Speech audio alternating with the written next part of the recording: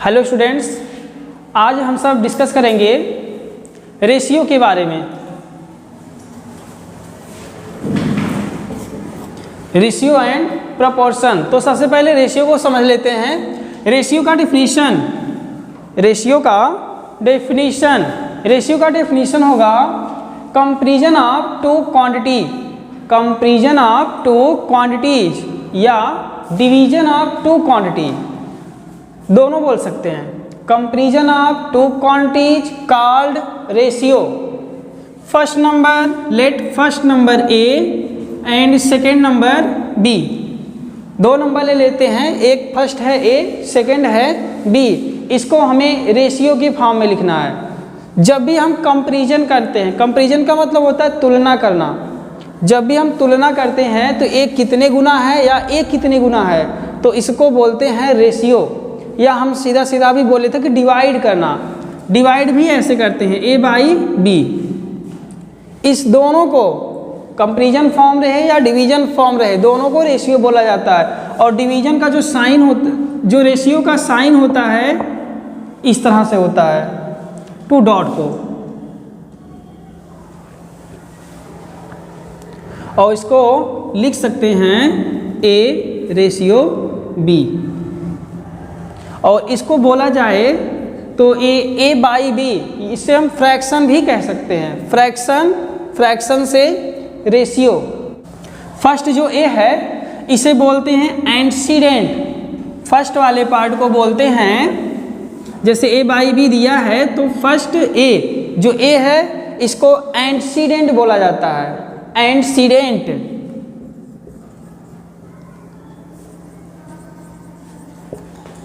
और दूसरे वाले को बोला जाता है कॉन्सिक्वेंट। फर्स्ट वाले को बोलते हैं एंटीसीडेंट एंड सेकेंड वाले को बोलते हैं कॉन्सिक्वेंट। ठीक है। और बाकी वैसे तो नॉर्मली समझते ही हैं, फर्स्ट वाले को न्यूमरेटर और सेकेंड वाले को डिनोमिनेटर बोला जाता है। अब जैसे टू रेशियो, दो नंबर दिया है, एक नंबर 2 है और दूसरा नंबर है 3। दोनों को रेशियो के फॉर्म में लिखना हो तो कैसे लिखेंगे? या तो हम 2/3 लिखें या इसको 2:3 लिखें, दोनों सही है। तो रेशियो पढ़ रहे हैं तो रेशियो के फॉर्म में लिखना ज़्यादा सही रहेगा। इसकी प्रॉपर्टी देखते हैं। रेशियो की प्रॉपर्टी, रेशियो पहली प्रॉपर्टी है कि जो रेशियो हम फाइंड करते हैं वो सेम यूनिट का होना चाहिए। रेशियो जब फाइंड करते हैं तो उसमें यूज होने वाला नंबर या वेरिएबल उस सेम काइंड का होना चाहिए। नंबर क्या होने चाहिए? सेम काइंड के, यानी सेम प्रकार के। दूसरा, जो नंबर होता है उसका वो जो रेशियो निकालते हैं, रेशियो यूनिटलेस होता है। रेशियो यूनिट लेस होता है। कहने का मतलब जब भी हम रेशियो फाइंड करेंगे तो उसमें कोई भी यूनिट नहीं लगाएंगे, वो यूनिट लेस हो जाएगा। इसकी तीसरी प्रॉपर्टी है कि किसी भी रेशियो में कोई भी नॉन जीरो नंबर का अगर हम मल्टीप्लाई कर दें, डिवाइड कर दें, ऐड कर दें, सब्ट्रैक्ट कर दें, सीधा सीधा मैथमेटिकल ऑपरेशन कर दें, तो वो रेशियो कांस्टेंट रहेगा। किसी भी रेशियो में अगर हम सेम नंबर का मल्टीप्लाई करें, डिवाइड करें, सब्ट्रैक्शन करें या एडिशन करें, तब भी वो रेशियो सेम ही रहेगा, यानी कि इक्विवेलेंट ही रहेगा। ठीक है, आगे देखते हैं types of ratio. Types of ratio, ratio के कितने टाइप होते हैं? फर्स्ट टाइप है डुप्लीकेट रेशियो। फर्स्ट टाइप है डुप्लीकेट रेशियो। इसको हिंदी में बोलते हैं वर्गानुपात। वर्गानुपात। मान लेते हैं फर्स्ट नंबर है ए और सेकेंड नंबर है बी। अगर कोई नंबर ए रेशियो बी में दिया है, कोई नंबर ए रेशियो बी में दिया है और उसका डुप्लीकेट करेंगे, डुप्लीकेट का मतलब वर्ग का अनुपात, वर्गानुपात मतलब वर्ग का अनुपात, तो इसका जो वर्गानुपात या डुप्लीकेट रेशियो हो जाएगा, ए का हो जाएगा A², रेशियो बी का हो जाएगा B²। यही है इसका डुप्लीकेट रेशियो। सेकेंड है सब डुप्लीकेट। सब डुप्लीकेट का मतलब होता है वर्गमूलानुपात। वर्गमूलानुपात इसको बोलते हैं वर्गमूल का अनुपात। नंबर वही लेते हैं ए रेशियो बी, कोई एक रेशियो है ए रेशियो बी, उसका अब वर्गमूल का अनुपात लेते हैं तो ए का जो स्क्वायर रूट होता है root a ratio root b हो जाएगा। तीसरा है ट्रिपलेट। ट्रिपलेट को बोलते हैं घनानुपात यानी घन का अनुपात। पहला नंबर है, पहला रेशियो है ए रेशियो बी, अब इसका हम ट्रिपलेट करेंगे तो ये हो जाएगा a cube ratio b cube. Fourth है subtriplicate ratio. Subtriplicate जैसे डुप्लीकेट था स्क्वायर और इसका हो गया स्क्वायर रूट, ट्रिपलेट का है क्यूब और इसका हो जाएगा क्यूब रूट। यानी एक रेशियो दिया है ए रेशियो बी और उसका ट्रिपलेट जब निकालेंगे, ट्रिपलेट फाइंड करेंगे सब ट्रिपलेट, तो ये हो जाएगा cube root a ratio cube root b. Reciprocal ratio. Reciprocal ratio, अगर कोई रेशियो दिया गया है 1/a, 1/a रेशियो 1/b, कोई दो रेशियो दिया है 1/a 1/b, तो इसको कैसे लिख सकते हैं? इसको कैसे लिख सकते हैं? इसको लिखने का सिंपल सा तरीका है, ए बी का एलसीएम ले लेते हैं। ए बी का एलसीएम लेते हैं और दोनों टर्म में मल्टीप्लाई कर देते हैं। जैसे कि अभी इसके पहले बताए थे इसकी प्रॉपर्टी में कि इसमें कोई भी ऑपरेशन कर सकते हैं। तो यहाँ हम ए बी का रेशियो लेंगे, ए बी का एलसीएम लेंगे और एलसीएम आएगा ए बी, ए और बी का एलसीएम आएगा ए बी और यहाँ मल्टीप्लाई कर देंगे a b by a ratio a b by b, a से ए कैंसिल बी से बी और ए आ गया बी रेशियो ए। कोई प्रॉब्लम तो नहीं होना चाहिए। अब देखते हैं लास्ट कंपाउंडेड रेशियो। कंपाउंड का मतलब ही होता है संयोजक यानी कि कॉम्प्लेक्स। फर्स्ट रेशियो दे देते हैं a ratio b and second है c ratio c by d और इन दोनों का आपस में हम मल्टीप्लाई कर देते हैं। मल्टीप्लाई करने पर ये हो जाएगा a into c by b into d. अगला टॉपिक है प्रोपोर्शन। प्रोपोर्शन को बोलते हैं समानुपात। समानुपात जब दो रेशियो इक्वलिटी शो करे, जब दो रेशियो इक्वलिटी शो करे तो बोलते हैं कि वो प्रोपोर्शन में है या समानुपात में है। Equality of two ratios called proportion. First ratio a ratio b, second ratio c ratio d. अब जब दोनों इक्वलिटी शो करें यानी कि a by b equal to c by d, इसको इस तरह से भी लिख सकते हैं a ratio b equal to c ratio d. तो इसको हम इक्वल का साइन भी लगा, इसमें इक्वल का साइन भी लगा सकते हैं और इक्वल का साइन हटा के प्रोपोर्शन का साइन लगा देंगे जो कि ये होता है प्रोपोर्शन का sign.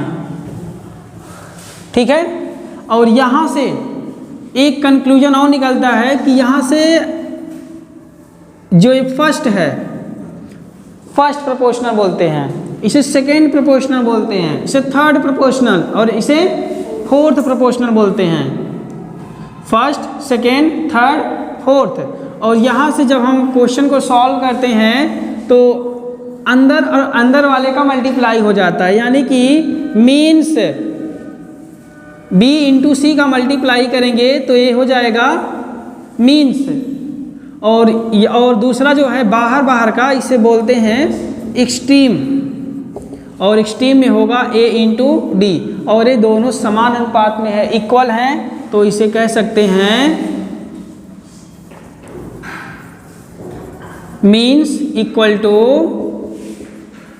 extreme means equal to extreme and B into C is equal to A into D। ए है प्रपोर्शन। देखते हैं types of proportion. Types of proportion या समानुपात के प्रकार। समानुपात या प्रपोर्शन दो टाइप का होता है। पहला होता है डायरेक्ट प्रपोर्शन और दूसरा होता है इनडायरेक्ट, या इसी को बोलते हैं इनवर्स प्रपोर्शन। डायरेक्ट प्रपोर्शन का मतलब है, डायरेक्ट प्रपोर्शन को एक एग्जांपल से समझते हैं। जैसे एक कोई भी ऑब्जेक्ट है, उस ऑब्जेक्ट का जो कॉस्ट है, मान लेते हैं एक पेन है, ठीक है, एक पेन का कॉस्ट है 5 रुपीज। एक पेन का जो कॉस्ट है 5 रुपये है, तो ये बताओ 15 पेन का कॉस्ट कितना हो जाएगा। इसको मान लेते हैं x हो जाएगा। एक पेन का कॉस्ट 5 रुपये है, तो 15 पेन का कॉस्ट कितना होगा। क्वेश्चन को पढ़ने पर ये समझ में आएगा कि अगर हम एक का निकाल रहे हैं तो 5 है, 2 का निकालेंगे तो और ज़्यादा आएगा, 10 का निकालेंगे तो और ज़्यादा आएगा। सीधा सीधा ये समझ में आया है कि ये अगर एक चीज़ बढ़ रहा है तो दूसरा भी बढ़ रहा है, एक चीज़ बढ़ रहा है तो दूसरा भी बढ़ रहा है। और इसी का एक अपोजिट है कि बढ़ने के साथ बढ़े, पेन के नंबर बढ़ने के साथ साथ कॉस्ट भी बढ़े तो डायरेक्ट है। अगर पेन की संख्या घट रही है तो उसका रुपया भी घटेगा। जैसे 10 पेन का 50 रुपये होगा और 2 पेन का करेंगे तो 10 रुपया होगा। ज़्यादा था तो ज़्यादा रुपया, कम था तो कम रुपया। इसे बोलते हैं डायरेक्ट प्रपोर्शन।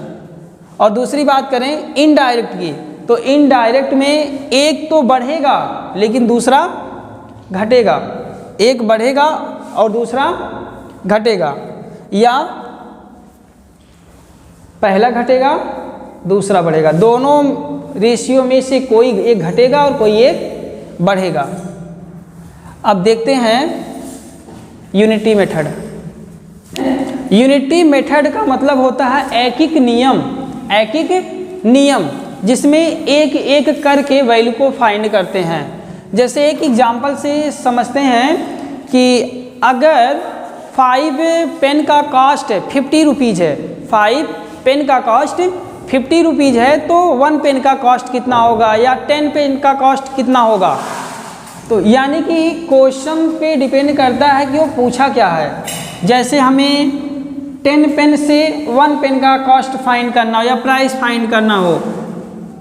मोर, अगर हमें ज़्यादा आइटम में से कम आइटम की तरफ जाना है, 1 की तरफ जाना है, मतलब कई चीज़ों में से एक का निकालना है, तो हम अप्लाई करते हैं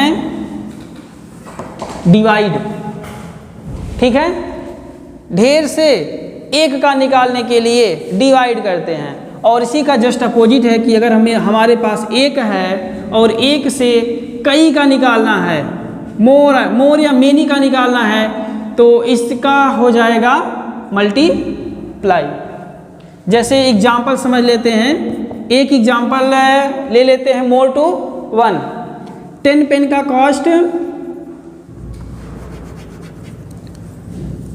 cost of 10 pens equal to 50 rupees.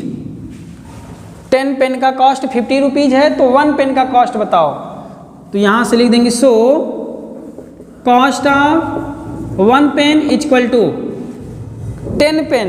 10 pen दिया था और 10 पेन से हम फाइंड कर रहे हैं 1 पेन का, तो ये ज़्यादा से कम की तरफ जा रहा है, ज़्यादा से कम की तरफ जा रहा है, 1 की तरफ जा रहा है, तो यहाँ होगा डिवाइड। और 50 में हम डिवाइड कर देंगे 10 से, और एक कट के आ गया 5 रुपीज़। ये है यूनिटी मेथड। ठीक है, अब इसका दूसरा एग्जाम्पल लेते हैं।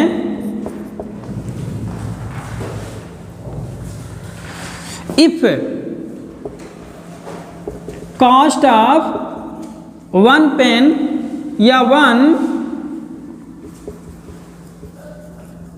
नोटबुक, एक नोटबुक का जो प्राइस या कॉस्ट है वो 50 रुपीज़ है। एक नोटबुक का जो कॉस्ट है वो 50 रुपीज़ है, 50 रुपीज़ है। तो 10 नोटबुक का कॉस्ट कितना हो जाएगा? सो कॉस्ट ऑफ 10 नोटबुक्स ये हो जाएगा 1 से किस पे जा रहे हैं? मोर, एक से ज़्यादा फाइंड करना है तो यहाँ हम मल्टीप्लाई करेंगे और ये हो जाएगा 50 इंटू 10, 5 1 जा 5, 2 टाइम 0, आंसर है 500। उम्मीद है समझ में आ गया होगा। ये रेशियो और प्रोपोर्शन का टॉपिक इतना ही था और एक कंप्लीट होता है। मिलते हैं अगले वीडियो में।